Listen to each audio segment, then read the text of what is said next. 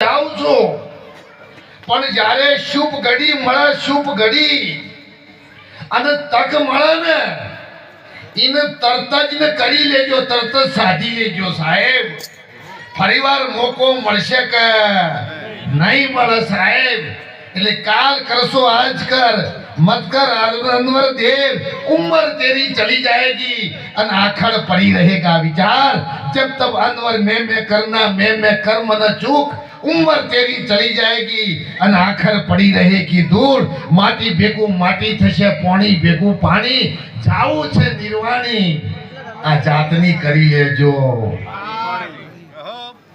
અને આવો જેને તક સાધી છે ને સાહેબ, એને સાધુ કહેવાય. આ એક સાધુનો આત્મા છે તો જ એમના આવો વિચાર આવે સાહેબ. અને એમાંય સંતોએ સાહેબ 4 વાર નક્કી કર્યા માતુપા, 4 વાર. પહેલો વાર છે ને એ જમણવાર.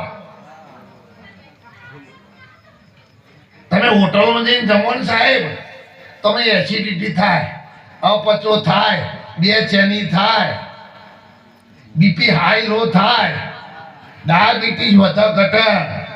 પણ હોજે બધા ભેગી પરિવારમાં તમે જમો ને સાહેબ, તો એના જેવો આનંદ સંતોષ કોઈ જગ્યાએ ન થાય સાહેબ. પરિવાર બીજો વાર છે પરિવાર. પરિવાર સાથે મળીને જે કાર્ય થાય સાહેબ, અને પરમાત્માના દરબારમાં જે નોંધ લેવાય ને એવું કાર્ય બીજા કોઈ જગ્યાએ ન થાય સાહેબ. બીજો વાર છે પરિવાર. ત્રીજો વાર છે આજે રવિવાર. રવિવાર શુક્રવાર આવ્યો છે, તમારો મોબાઈલનો બટન દબાવવા માટે નહીં આવ્યો. મંથન અને ચિંતન કરવા માટે, વાગોલવા માટે રવિવાર આવ્યો છે.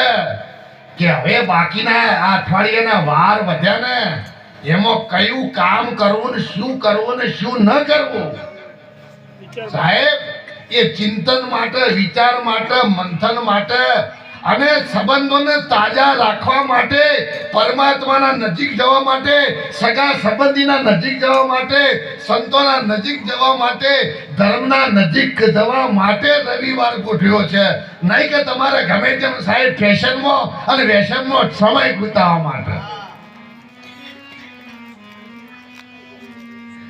અને છેલ્લો વાર છે તહેવાર.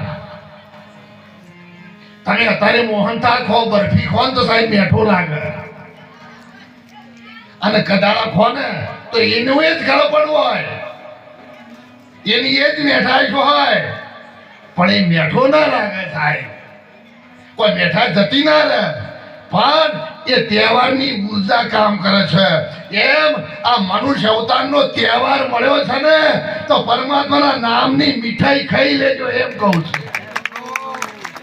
આ સંતોની પ્રસાદી ખાઈ લેજો, નકર ફરી મળશે કે નહીં મળે એની કોઈ વોરંટી નથી.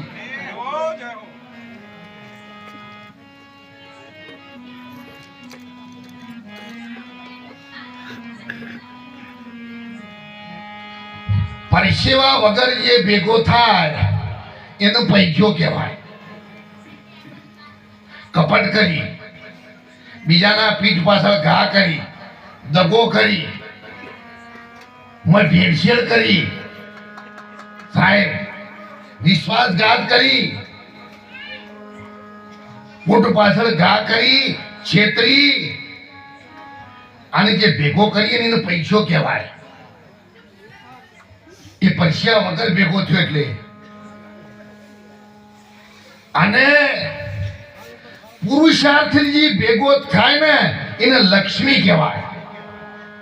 પુરુષાર્થથી, મહેનતથી એને લક્ષ્મી કહેવાય. અને આવા રામદેવ પીરના પાઠમાં, સંતોની પ્રસાદીમાં અને ભગવાનના કામમાં જે વપરાય ને એને મહાલક્ષ્મી કહેવાય. સંતોએ એને મહાલક્ષ્મી કીધી છે.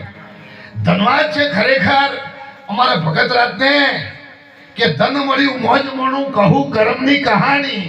આજે ધન મળ્યું, મોજ મોણું, કહું કરમની કહાની. આજે ભાગ્ય એમના વડીલોનું રડ્યું અને સંતોભાઈએ સાચી કમોણી, જૂના ધર્મ લેજો.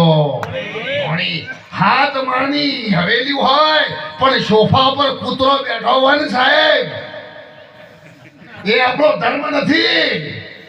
પણ હાથ માળની હવેલીમાં સાહેબ ઊંઘતા દિવસનું પારખું જેની પેઢીએ સંત સાધુ મહેમાન, ઊંઘતા દિવસનું પારખું જેની પેઢીએ સંત સાધુ મહેમાન, પડતા દિવસનું પારખું જેની પેઢીએ પગન મુકસ્વા.